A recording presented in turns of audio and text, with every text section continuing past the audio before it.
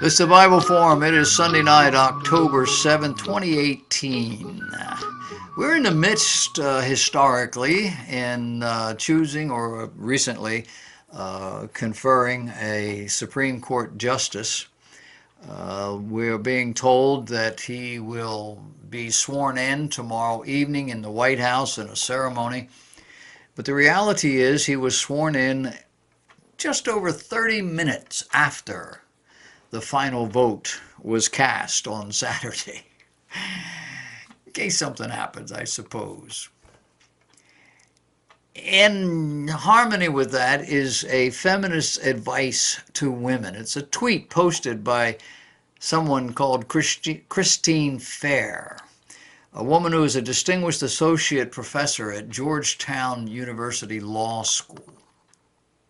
And after sharing a video of Senator Lindsey Graham, he's a Republican from my now home state of South Carolina, during last Thursday's Senate Judiciary Committee hearing relative to Supreme Court nominee Brett Kavanaugh, she wrote, quote, "Look at this chorus of entitled white men justifying a serial rapist's arrogant entitlement. All of them deserve miserable deaths, while feminists laugh as they take their last gasps." End of quote.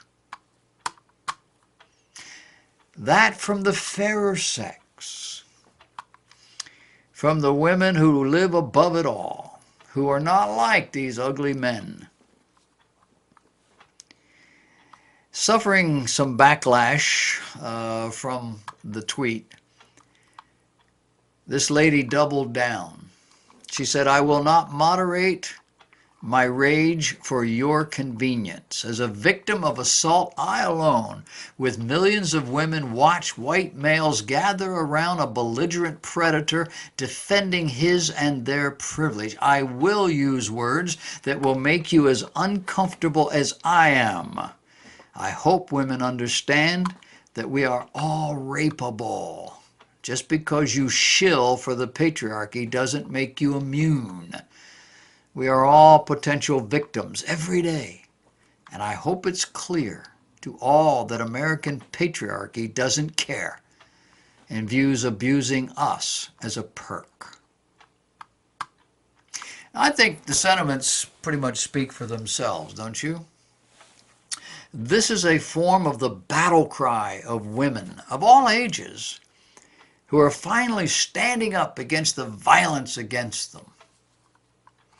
The problem is, they have been conditioned to believe that all of this is about male domination.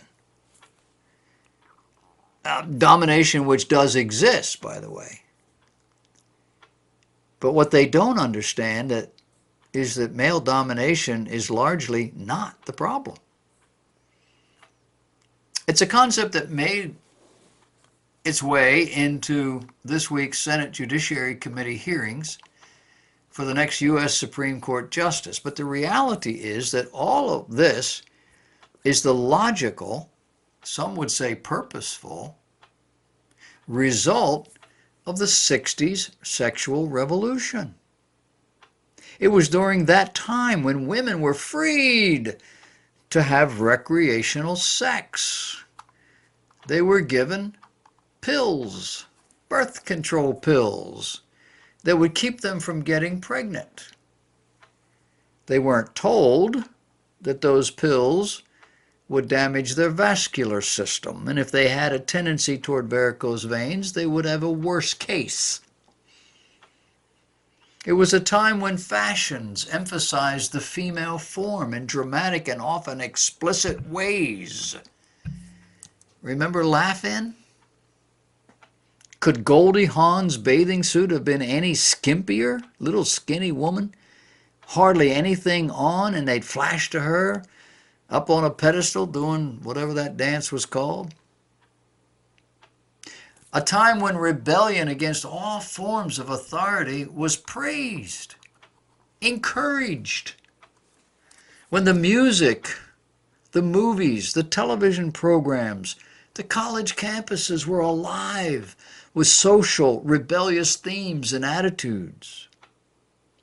When the family structure was being shattered morally in terms of authority as well as attitude. The genesis of where we are now. 40 plus years later, 2 generations down the road, the 60s radicals now have grandchildren who are raising children. Largely, they don't know where these children are except when they're asleep. And that's most times at home, but not always. These parents don't know who is crafting their child's worldview, except that clearly it's not them. These parents have no idea what the educational system is feeding them. Earlier tonight, I shared what college students think about Christopher Columbus. Check the video. It's the first one in the series this week. These parents have no idea who the God of the Bible is, nor why any of that matters. For them, church is only for those who actually go to church. And it's simply an extension of popular entertainment today called the contemporary church. People come, they dress as they please. They don't have to join the church. They don't have to make any commitments to the group. They just come or they don't. And when they come casual, and they expect to see a show. People, it's 18 or 20 people on stage with instruments and microphones, entertaining them for 15 or 20 minutes. They expect to be able to stand up themselves and sing some of these choruses and have a good time.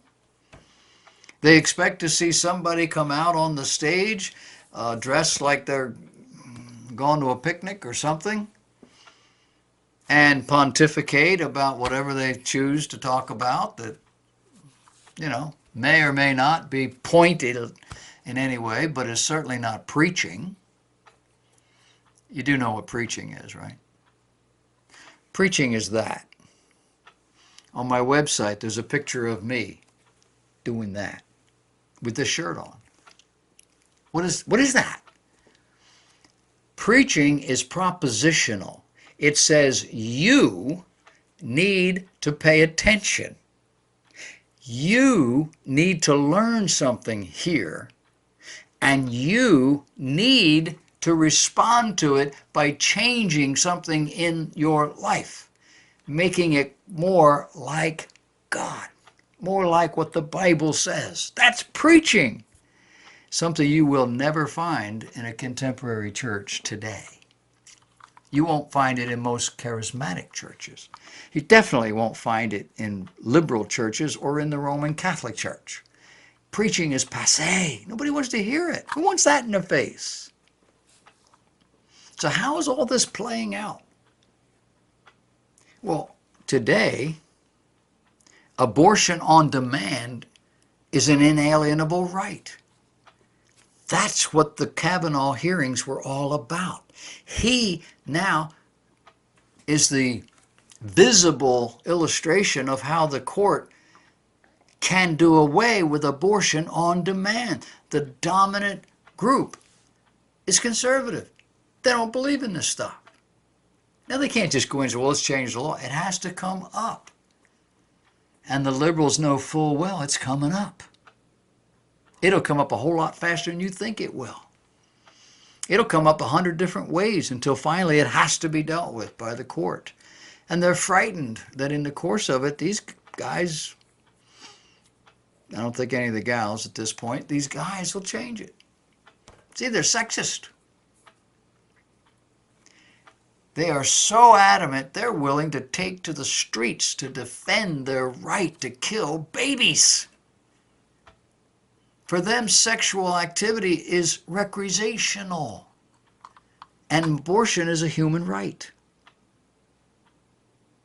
Today, music is just another form of drugs, and art is only good if there's a naked woman in it. or a symbol of something that only the artist understands. And when we come to politics, we can already see our future.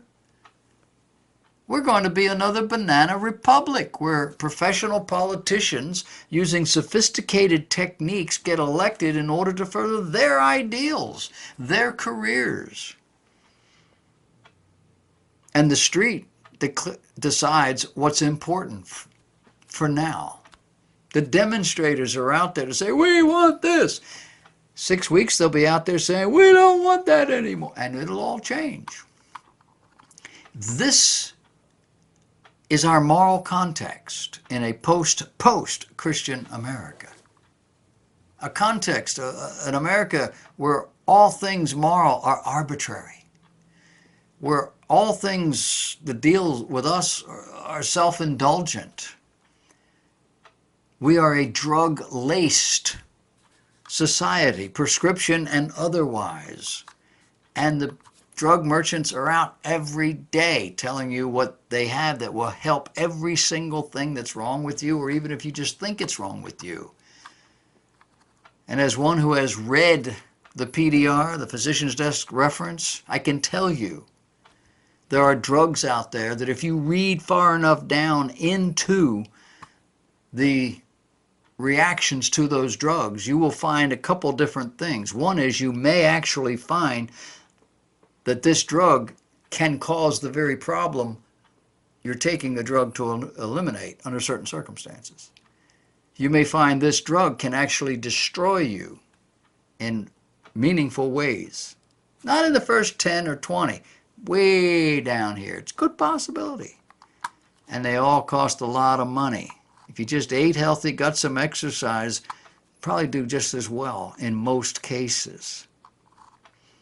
It's an arbitrary, self-indulgent, drug-laced, immoral in the extreme, can you say transgender? An addictive society. It's spinning out of control. Why? Simply because we have cut ourselves loose from our moorings. We are now adrift, morally, socially, spiritually, and every other way. Adrift is just another word for out of control. It's going to get worse. The Bible points to a day when God will step in to stop it because it's that bad. As I grow older, and I'm not sickly right now, so I think I'll grow a little older, I honestly think I'll live long enough to see it. That's how bad it is. But believe me when I tell you, it can get a whole lot worse. And I don't think it's going to get any better. Love to be wrong. Tell me where I'm wrong.